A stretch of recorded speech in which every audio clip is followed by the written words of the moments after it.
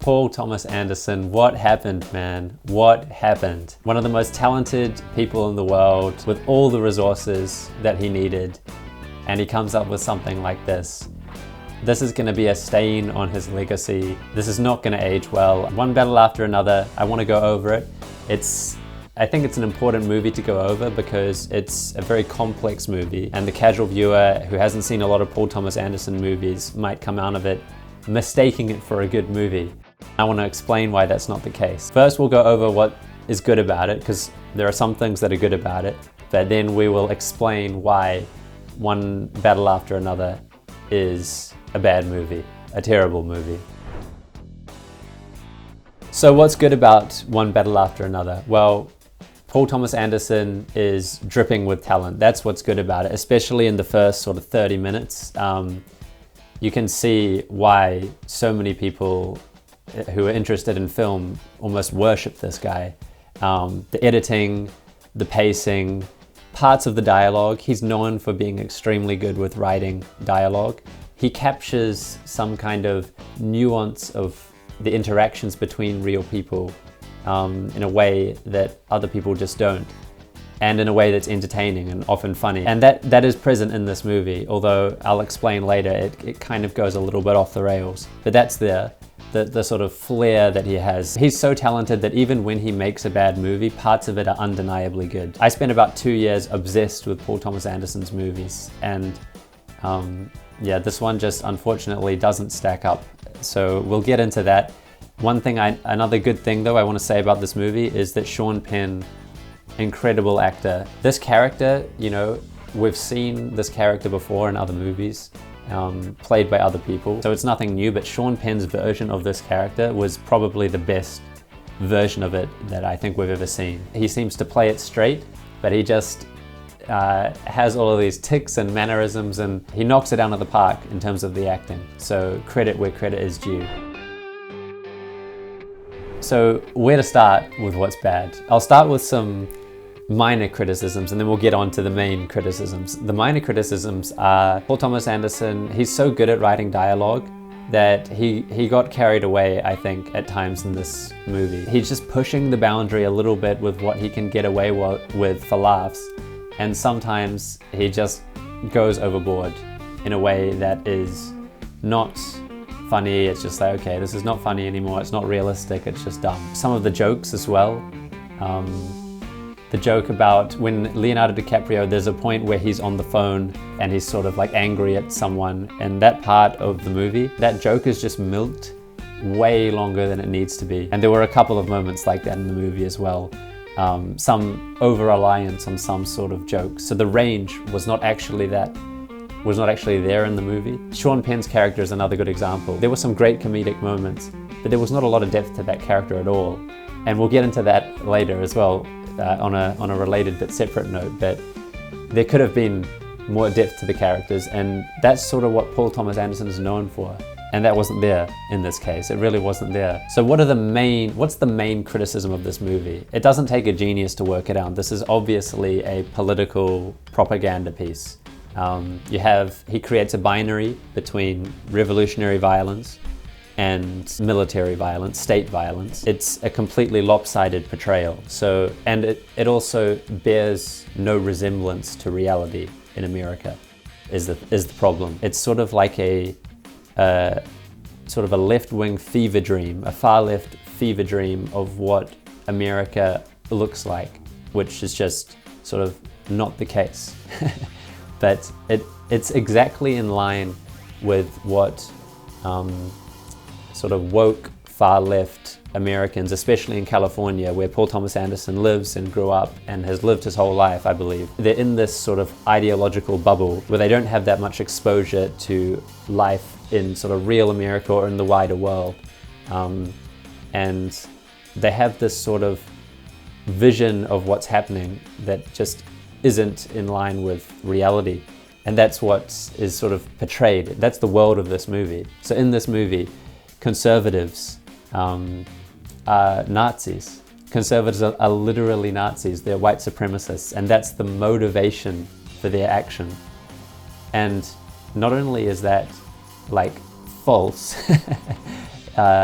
There are obviously some white supremacists in America, but they're a tiny, minority, and they have no political power. The conservative people who are ascendant and the political coalition that has recently won the election, they almost won a majority of a lot of minority voters in America. So they're certainly not white supremacists, and that's the sort of propagandistic characterization of them to try and sort of vilify them to score political points. And that's sort of what this movie is doing. It's playing into that, it's stoking that. So that's one problem.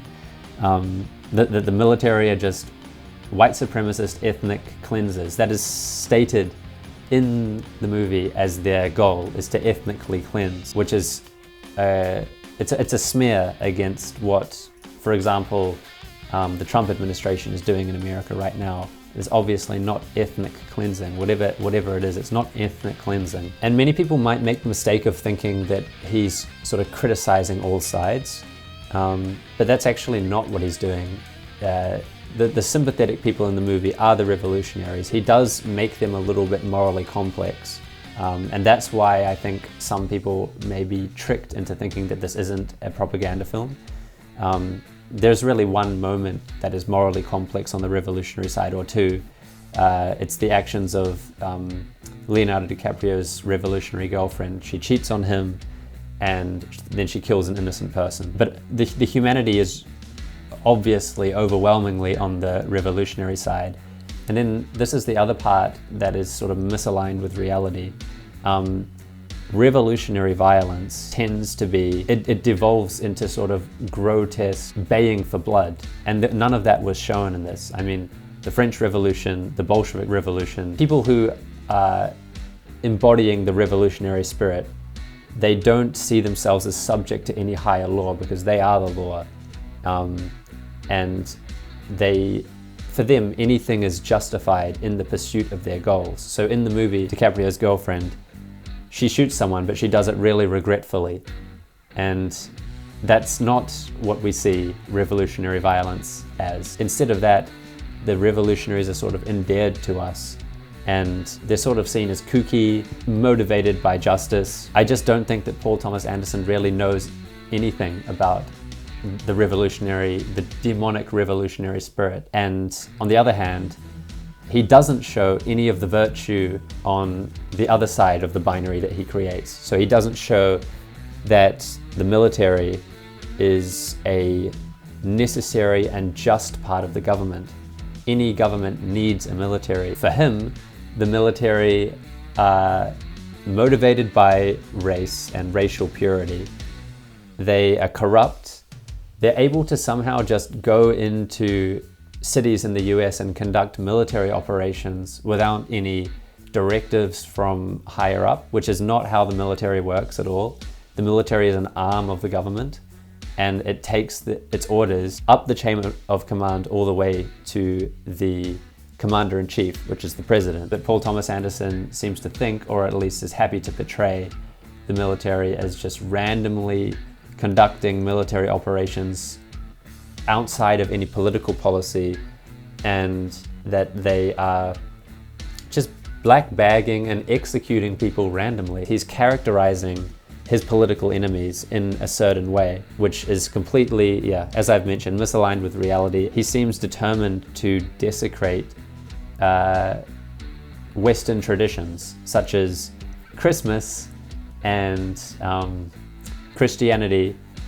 Some of the most grotesque scenes happen in a church. The movie shows a real unfortunate disrespect and willingness to deconstruct and smear some of the important symbols of Western culture.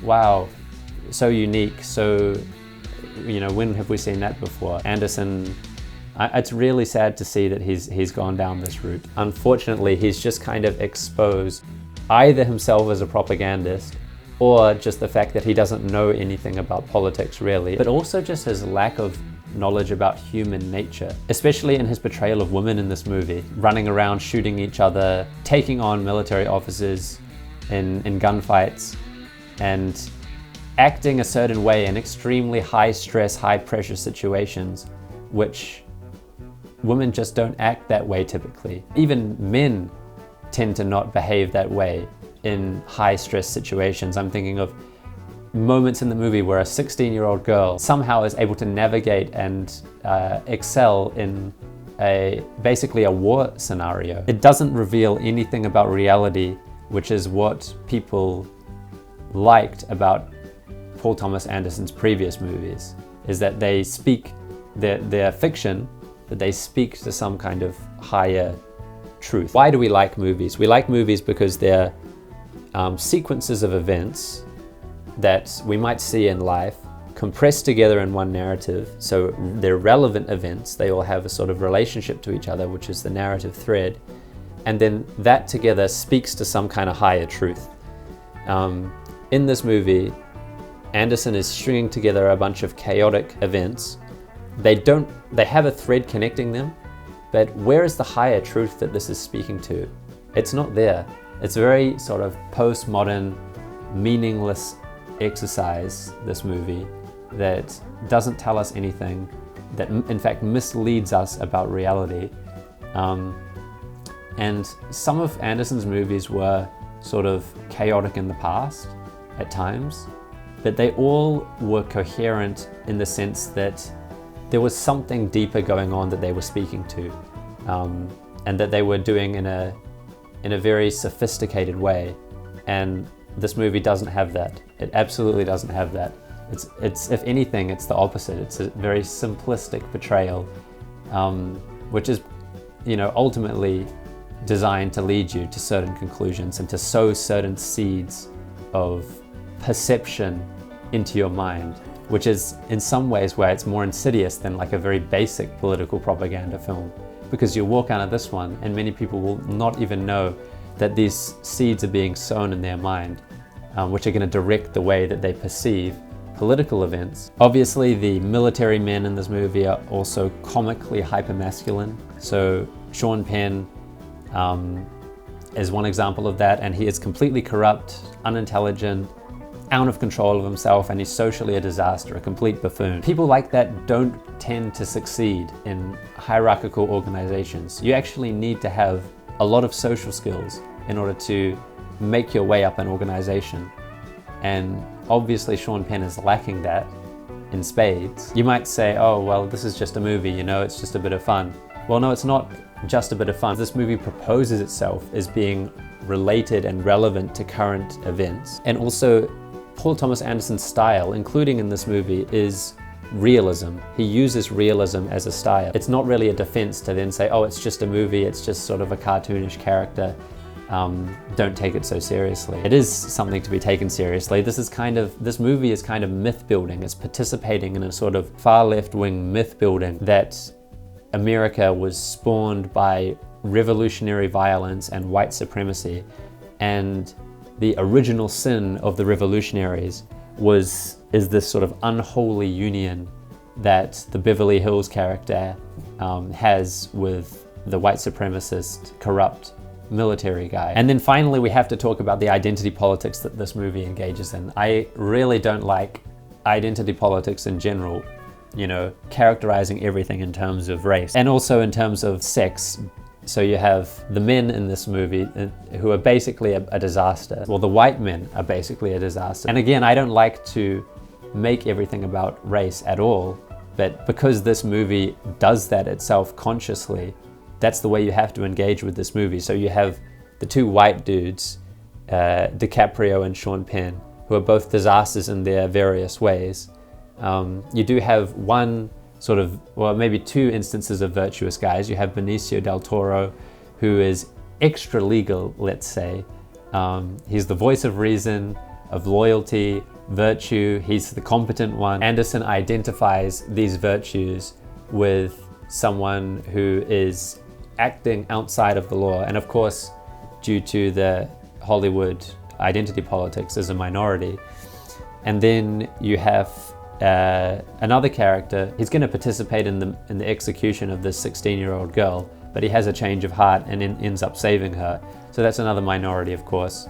Not to say that there's anything wrong with minorities in movies being heroes at all, but it's it's a point of fact now in this culture that we live in that Hollywood is intent on portraying minorities as heroes, as something as though that's inherent to them being part of a minority, and the white guys as the buffoons and the idiots.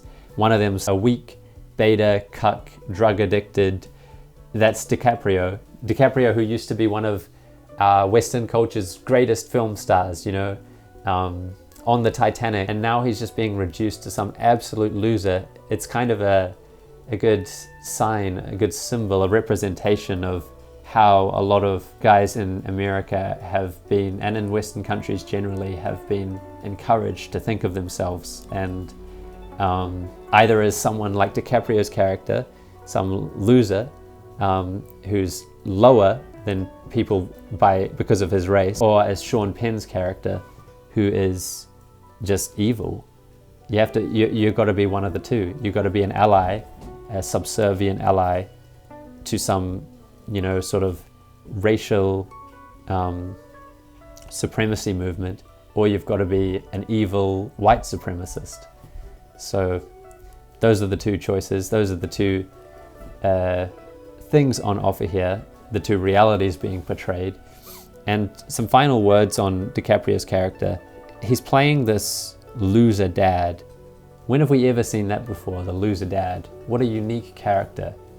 Only like in every single movie and TV show for the last 25 years, probably going back to The Simpsons. If you wanted to be really countercultural today, he would have made DiCaprio a heroic dad, a truly heroic dad. So he's a dumb loser. A lot of recycled material as well from DiCaprio's character in Once Upon a Time in Hollywood. So overall, a pretty forgettable performance by DiCaprio. So all in all, it's basically a fantasy of some Californian elites that has no resemblance to what reality is or how it actually plays out. This is exactly why Plato, more than 2,000 years ago, was concerned about artists and art, because he said that art can mislead us about the nature of reality by appealing to our emotions and by crystallizing, like in a movie, crystallizing a kind of falsehood. That's exactly what Paul Thomas Anderson has done in this movie. So he's stained his reputation, and it's just another sort of dagger in the heart, a self-inflicted dagger in the heart from Hollywood, who are really just sort of sinking like a stone. And even the people like Paul Thomas Anderson, who you would expect to be holding Hollywood up, are doing the opposite. They're just participating in its downfall. So sad.